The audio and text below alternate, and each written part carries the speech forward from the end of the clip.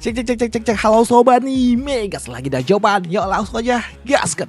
Mereview sedikit dari part sebelumnya. Saat ini Zovan bersama dengan Pribunga dia akan pergi menuju tempat di mana gua Tiadi berada. Dan di sini Zovan dia berniat untuk menjadikan Pribunga sebagai kompas miliknya.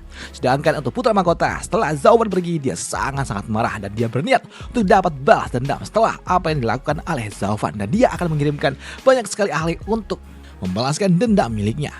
Sedangkan di sudut lainnya, di kediaman dari keluarga Toba, saat ini Marshal Toba dia sangat-sangat marah ketika dia mendapatkan kabar kalau putra mahkota telah menangkap Liu Feng dan dia akan mengirimkan pasukannya.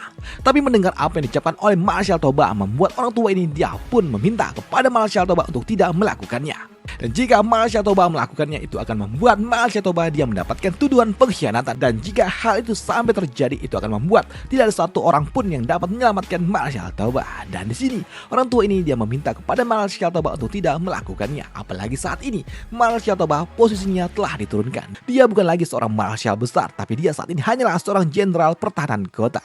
Apalagi saat ini kediaman yang dimiliki oleh putra mahkota telah dijaga oleh mereka, para ahli yang ada di ranah visi dewa. Dan dengan kemampuan yang dimiliki oleh mereka, tidak akan mungkin mereka dapat melakukannya, mengalahkan para penjaga yang dimiliki oleh putra mahkota. Dan hal itu pun tidak dibantah oleh Marshal Toba. Tapi di sini Marshal Toba dia nggak punya pilihan lain, karena saat ini Liu Feng adalah satu-satunya putra yang ia miliki. Apalagi di sini Marshal Toba dia juga tahu watak apa yang dimiliki oleh putra mahkota, yang membuat Marshal Toba dia tidak akan tahu apa yang akan dilakukan oleh putra mahkota terhadap putranya. Walaupun di sini memang Marshal Toba dia juga tidak tahu apa yang akan dilakukan oleh putra mahkota, tapi setidaknya dia harus mencobanya menyelamatkan Liu Feng. Karena jika tidak, bagaimana mungkin aku bisa disebut sebagai seorang ayah, ucap dari Marshal Toba. Dan hal itu pun dipahami oleh orang tua ini. Di sini orang tua ini dia pun memiliki sebuah rencana untuk dapat memimpin, mengumpulkan para pejabat untuk dapat memohon kepada Kaisar. Siapa tahu Kaisar mau melakukannya. Mungkin saja Kaisar akan menunjukkan sedikit kebaikannya mengingat pengabdian yang engkau miliki. Tapi di sini Marshal Toba dia mengatakan hal itu adalah hal yang tidak mungkin, karena sebelumnya Kaisar dia telah mengeluarkan sebuah dekret untuk sepenuhnya masalah ini akan diselesaikan oleh putra mahkota, dan siapapun yang akan ikut campur mereka semua akan langsung dihukum. Dan dengan konsekuensi yang sangat berat membuat Marshal Toba dia pesimis kalau ada pejabat yang ingin melakukannya bersama dengan dirinya. Dan hal itu pun tidak dibantah oleh orang tua ini. Dan dia merasa kalau sepertinya Kaisar terlalu memanjakan putra mahkota hingga membuat putra mahkota dia melakukan apapun yang ingin dia lakukan. Dan itu membuat orang tua ini dia juga sedikit miris ketika Kaisar dia tidak lagi menghargai mereka para veteran perang. Namun di sela-sela itu juga tiba-tiba aja ada seorang pelayan yang datang dan melaporkan kalau ada yang tidak beres, kalau ternyata Nona Liu Feng juga telah menghilang. Yang tentunya membuat Marshal Toba dia pun shock. Apa? Ada apa? Ucap dari Marshal Toba. Di sini pelayan ini dia mengatakan kalau sepertinya Nona Lian Er dia telah pergi menuju kediaman dari putra mahkota dan mencoba untuk dapat membebaskan tuan muda Liu Feng. Ucap dari penjaga itu yang membuat Toba Tianshan dia pun shock, dan dia tidak punya pilihan lain selain mengumpulkan pasukannya untuk segera menyerang kediaman dari putra mahkota.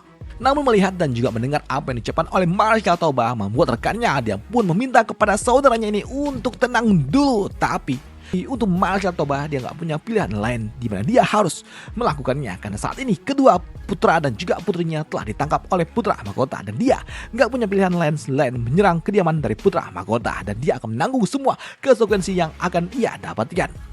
Namun apa yang diucapkan oleh Marshal Toba membuat rekannya dia meminta jika hal itu terjadi, tentunya itu akan membuat Marshal Toba dia akan dicap sebagai pengkhianat, dan semua kehormatan serta gelar yang didapatkan oleh Marshal Toba juga akan dihapuskan. Tapi untuk Marshal Toba dia nggak peduli dengan itu semua. Dia tahu kalau dirinya adalah seorang marshal dan dia telah mengabdi kepada kekaisaran ini sepanjang hidupnya, dan dia tidak pernah sekalipun berani untuk dapat mengkhianatinya. Bahkan ketika Kaisar telah menurunkan posisinya dari seorang marshal dan menjadi seorang jenderal biasa, dirinya tetap tidak pernah berpikir untuk dapat mengkhianati kerajaan ini. Tapi saat ini dia adalah seorang ayah dan dia harus menyelamatkan anak-anaknya. Bagaimana bisa aku tinggal diam ketika aku melihat putra dan juga putriku telah dituduh dengan kejahatan yang tidak pernah mereka lakukan? Tidak, ucap dari Marshal Toba, di mana dia bersedia untuk dapat menanggung semua konsekuensinya ketika dia memaksa untuk dapat menyelamatkan putra dan juga putrinya. Dan di sini Marshal Toba dia mengatakan kalau dirinya akan berjuang demi masa depan yang dimiliki oleh anak-anaknya, dan dia akan melakukannya tanpa adanya sebuah penyesalan, ucap dari Marshal Toba.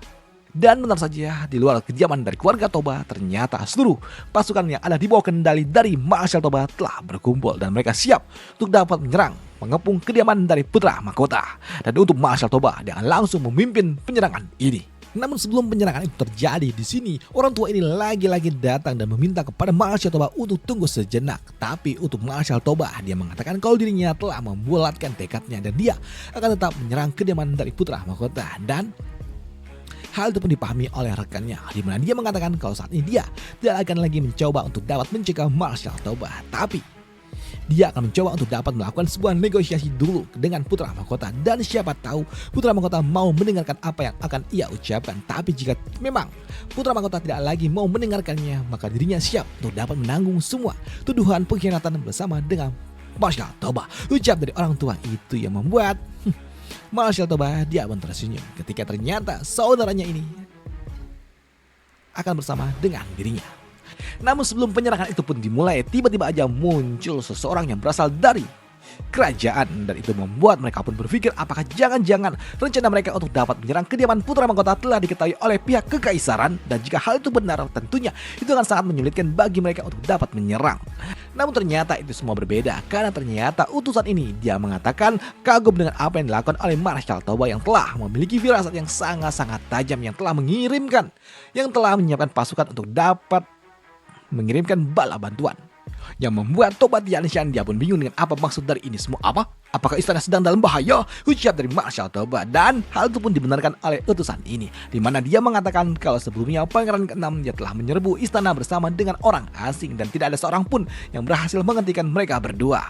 Karena memang saat ini di ibu kota sudah sangat-sangat chaos ketika Zhou Fan dan juga Pangeran ke-6 menerobos masuk ke dalam kediaman yang dimiliki oleh kaisar, di mana Zhou Fan dia menghancurkan siapapun yang mencoba untuk dapat menghalanginya. Di sini Zhou Fan dia nggak peduli dengan apa yang ada di depannya. Di sini Zhou Fan dia menghancurkan semua apa yang ada di depannya yang telah menghalangi jalannya, yang membuat Pangeran ke-6 yang melihatnya dia pun kagum dengan kemampuan gila yang dimiliki oleh Zhou Fan. Tuan Zhou dia sangat luar biasa, ujar dari Pangeran ke-6. Namun apa yang dilakukan oleh Zhou Fan dan juga Pangeran ke-6 membuat para penjaga yang dimiliki oleh Pangeran ke-6 meminta kepada Pangeran ke-6 untuk dapat menghentikan ini semua, karena mereka udah mendekati kediaman yang dimiliki oleh kaisar. Namun melihat apa yang dilakukan oleh Zhou Fan dan juga Pangeran ke-6 membuat para penjaga mereka pun panik dan meminta kepada Pangeran ke-6 untuk dapat menghentikan ini semua. Mereka pun tahu kalau Zhou Fan memang sangat luar biasa kuat dan tidak ada satu orang pun yang dapat menghentikannya. Hanya saja jika hal ini terus terjadi tentunya itu akan membuat kekacauan semakin mengerikan. Apalagi Zhou Fan dia hanyalah orang luar dan dia dapat pergi begitu saja, tapi tidak dengan Pangeran ke-6. Dan Pangeran ke-6 tentunya dia harus menanggung semua konsekuensinya, ucap dari penjaga ini.